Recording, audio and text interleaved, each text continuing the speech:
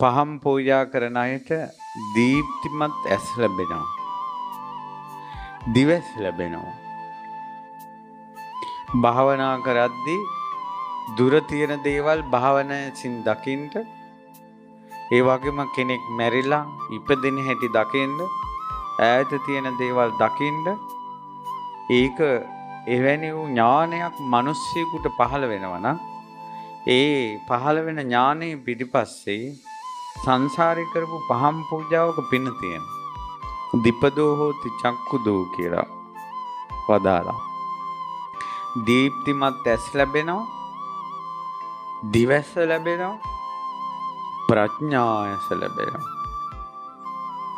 ප්‍රඥාව කියලා කියන්නේ යමක වැහිලා තියෙන එක දුර වෙලා ඇත්ත පේනවා.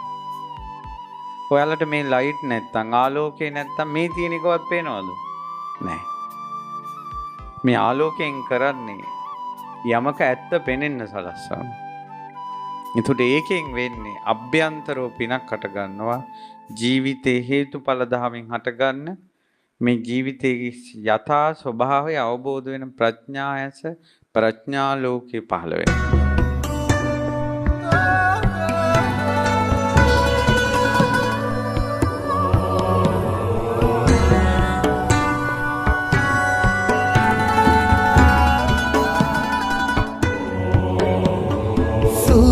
वंशये शाक्य परपुरे संविति रजसीरे ඔපවත් කරමින් මෙලොවට බිහි වූ සිදුහත් කුමරුවනේ අභිනිෂ්ක්‍රමණය කරනාවක නැ කවුරුත් දැන සිටියේ ලෞතුරු සම්මා සම්බුදු පදවිය ඔබටයි හිමි වූයේ සිද්ධාර්ථ ගෞතම භව දුක්ඛ ශුන්‍යම් දේවාධිදේවම් ලෝකග්‍රජනතම් सिद्धार्थ गौतम भव दुःख शून्यम देवाधिदेवम लोकग्रजनतम वंदे भगवं अरहतं वंदे सुगतं भगवन्तं वंदे बुद्धं भगवन्तं वंदे वंदे भगवन्तं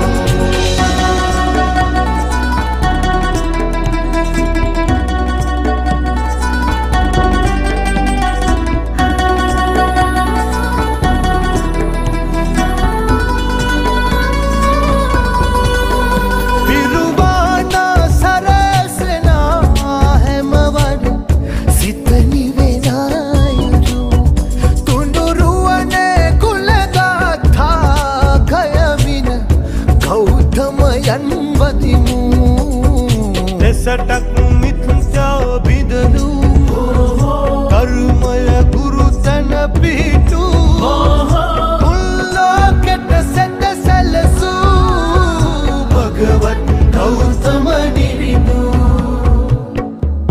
सिद्धार्थ गौतम भव दुःख शून्यम देवाधिदेवम लोकग्रजनतम